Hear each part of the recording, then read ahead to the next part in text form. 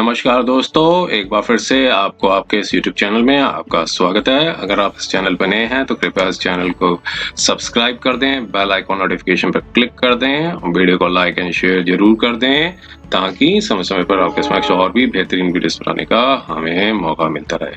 दोस्तों, माननीय supreme court ने 13 जनवरी 2023 को 12 जजमेंट्स प्रोनाउंस किए हैं, जिसमें हमने ऑलरेडी जो हैं 3 वीडियोस बना दी हैं दो जजमेंट्स के ऊपर। आप 2 जजमेंट्स हम एक और लेकर आए हैं आपके समक्ष।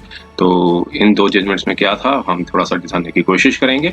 ये एक सिविल अपील 83 ऑफ 2023 की, ये एक national commission for redressal commission, national consumer redressal commission की जजमेंट के अगेंस्ट पे यहाँ पर अपील डाली गई थी, जिसमें स्टेट कमीशन के ऑर्डर को NCDRC जिसे कहते हैं उसने सेट असाइड कर दिया था। और यहाँ पर माननीय सुप्रीम कोर्ट ने वापस स्टेट कंज्यूमर रिड्रेसल कमीशन के ऑर्डर को वापस जो है अफर्म्ड कर दिया था और NCDRC के ऑर्डर को सेट असाइड कर दिया था।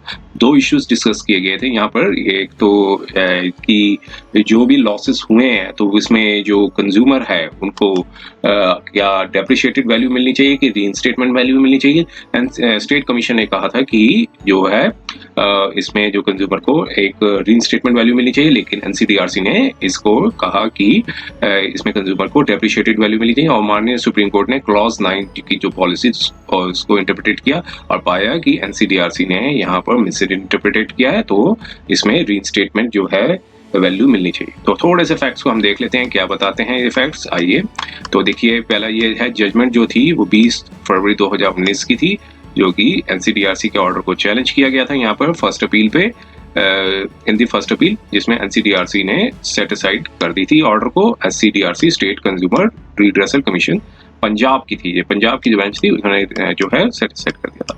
और यहाँ पर उस ऑर्डर को मॉडिफाई कर दिया था, कहा था कि जो इंश्योरेंस कंपनी है वो उनकी जो लायबिलिटी है वो सिर्फ 12,60,000 तक की देने की है इंस्टेड ऑफ 29,17,500। तो यहाँ पर जो इंश्योरेंस कंपनी है वो रेस्पोंडेंट है और ओरिजिनल कंप्लेनेंट जो है उन्होंने यहाँ पर फर्स्ट अपील फाइल की थी। और यहाँ पे जो ओरिजिनल कंप्लेनेंट जो कि अपीलेंट है उन्होंने एक स्टैंडर्ड फायर और स्पेशल पेरिल पॉलिसी के अंदर, जो कि 2 जनवरी 2009 से इफेक्टिव हुई थी, और इंश्योरेंस कराई थी 2.5 करोड़ की, जिसमें पॉलिसी जो थी वो रीइंस्टेटमेंट वैल्यू के ऊपर थी। पॉलिसी को जो फिर बाद में इनहेंस करा दिया गया था, 4.5 करोड़ की पॉलिसी कर दी गई थी।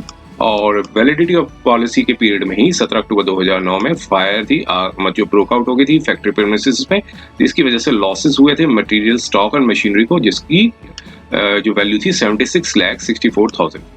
और सर्वेयर अपॉइंट किया गया इंश्योरेंस कंपनी का द्वारा, और उन्होंने ऑब्जर्व और असेसमेंट की और रीइंस्टेटमेंट वैल्यू के बेसिस पे 29,17,500 का जो है वैल्यू जो आंकी, और उनके बाद डेप्रिशिएटेड वैल्यू थी जो कि 12,60,000 थी। इंश्योरेंस कंपनी ने रिपोर्ट सर्वे लेने के बाद इन्वेस्टिगेटर के जो रिपोर्ट पर उनके क्लेम को रेप्यूडिएट कर दिया, और यहाँ पर अपीलेंट ने जो है कंप्लेंट फाइल की स्टेट कमीशन में और क्लेम कहा कि 76,64,000 मिलना चाहिए विद इंटरेस्ट। और कंप्लेंट ये था कि जो मशीनरी जो ली थी और डैमेज मशीनरी की जो कॉस्ट थी वो कि कंप्लेंट ने मशीनरी ली थी और ताकि वो डैमेज मशीनरी को रिप्लेस कर सकें, और उसकी जो कॉस्ट थी वो थी 1,34,07,830। और स्टेट कमीशन ने अपना ऑर्डर दिया 10 नवंबर 2014 को, और सर्वे रिपोर्ट पर रिलाई किया और पाया कि जो रीइंस्टेटमेंट वैल्यू थी जो अवार्ड की गई थी उसकी कीमत बनती है 29,17,500 together with interest 9% interest from the date of reputation letter. Reputation जो लेटर दिया था, इशू किया था, कि वो था 28 अक्टूबर 2010 से। तो 9% इंटरेस्ट जिस डेट पे उनका क्लेम को रेप्यूटेट कर दिया था, तो वहां से 9% के इंटरेस्ट विद 29,17,500। स्टेट कमीशन ने 1 लाख का अवार्ड भी किया था और लिटिगेशन थी वो 11,000 के एक्सपेंसेस भी बताए थे। और उसके बाद ओरिजिनल कंप्लेनेंट ने जो है कि ओरिजिनल कंप्लेंट जो फाइल की गई थी 76,64,000 की थी, लेकिन सर्वेयर रिपोर्ट और रीइंस्टेटमेंट वैल्यू डिटरमाइन की गई थी 29,17,500। और स्टेट कमीशन ने अवार्ड कर दिया 29,17,500 with being the reinstatement value. तो उस जो ऑर्डर को पास किया गया था स्टेट कमीशन को, वो सब्जेक्ट मैटर ऑफ अपील भी था, और बाय NCDRC के ने ऑर्डर को इम्पीच्ड ऑर्डर को मॉडिफाई कर दिया और स्टेट कमीशन के जो अवार्ड को मॉडिफाई करके 12,60,000 कर दिया और इंटरेस्ट भी 7% कर दिया, along with 7% interest from rupees जो 29,17,500 का पहले बता रखा था। तो कंप्लेनेंट ने कहा कि वो सिर्फ इंटाइटल्ड है डेप्रिशिएटेड वैल्यू और नॉट द रीइंस्टेटमेंट वैल्यू, और एनसीडीआरसी ने सेट असाइड कर दी थी, अवार्ड कर दी थी, कंपोजिशन को 1 लाख की थी उसको भी जो है सेट असाइड कर दिया। अब ये जो इनसे एग्रीवेट होकर यहाँ पर स्टेट सुप्रीम कोर्ट में यहाँ पर अपील डाली थी। अब यहाँ पर सुप्रीम कोर्ट ने दोनों पॉलिसीज की पार्टीज को सुना और उनके आर्गुमेंट सुनने के बाद फिर जो क्लॉज थी, रेलिवेंट क्लॉज थी 9 थी सेक्शन 2 ऑफ द पॉलिसी को, उसको कंसिडर किया। और यहाँ पर सिर्फ एक शॉर्ट क्वेश्चन यही रेज हुआ था कि जो कंज्यूमर है उसको डेप्रिशिएटेड मिलना चाहिए कि रीइंस्टेटमेंट मिलना चाहिए। तो उस दोनों इश्यूज को डिस्कस किया और यहाँ पे जो क्लॉज 9 था यहाँ पे ये निकाला था कि इंटरप्रिटेशन निकलने के बाद जो डैमेजेस हुए हैं प्लांट के मशीनरी के, तो कंप्लेनेंट जो है वो रीइंस्टेटमेंट वैल्यू है या फिर डिप्रिशिएटेड वैल्यू, कौन सी वैल्यू के हकदार हैं।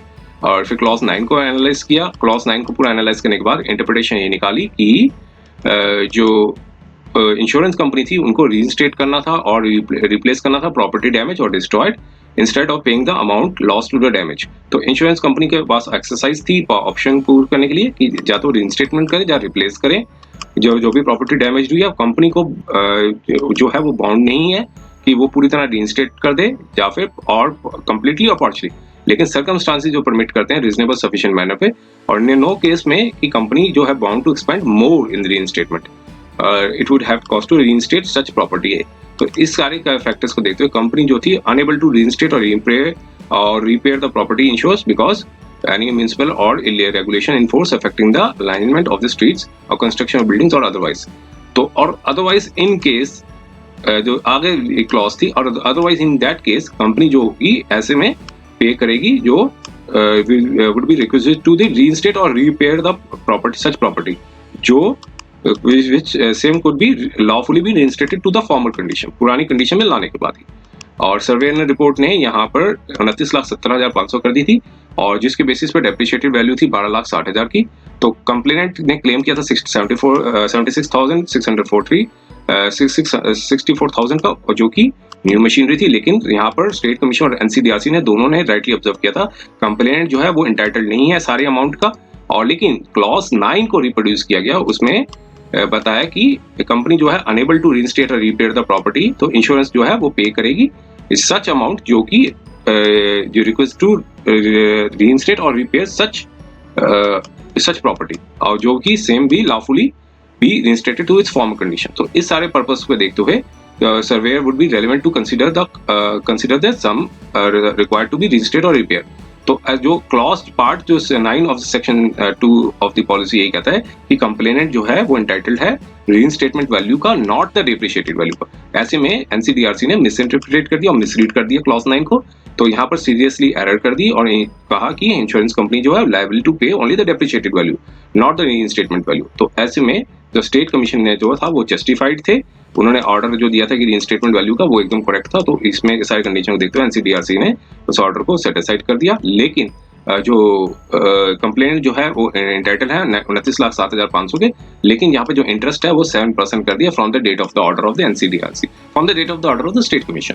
तो इसमें अपील को अलाउ कर दिया विद नो कॉस्ट। तो ये एक जजमेंट थी। दूसरी जजमेंट जो है वो मिलती जुलती है, जो कि government of NCT of Delhi versus respondent की थी। ये सिविल अपील 280 ऑफ 2023 के, ये भी पहले जो हमने पार्ट 3 में जो वीडियो डिस्कस किया है उससे रिलेटेड है। यहाँ पर भी माननीय हाई कोर्ट की जो ऑर्डर है उसमें जो कॉन्स्टिट्यूशनल बेंच का जो ऑर्डर आया हुआ है Indore development authority versus Manohar Lal and others, उस जजमेंट पर रिलाई किया था। और जो Poona municipal corporation versus Harichand Munshiram Solanki and others का तो ऑर्डर था 2014 का, जो कि दिया गया था 2014 में आया था। उसके बाद कॉन्स्टिट्यूशनल बेंच ने इसे ओवरटर्न कर दिया। तो इस सारी कंडीशन को देखते हुए यहाँ पर भी माननीय हाई कोर्ट ने जो हाई कोर्ट के ऑर्डर को सेट असाइड कर दिया था और क्वैश कर दिया था। तो इसमें भी अपील जो है अलाउ कर दी थी। ये भी लैंड एक्विजिशन से रिलेटेड था।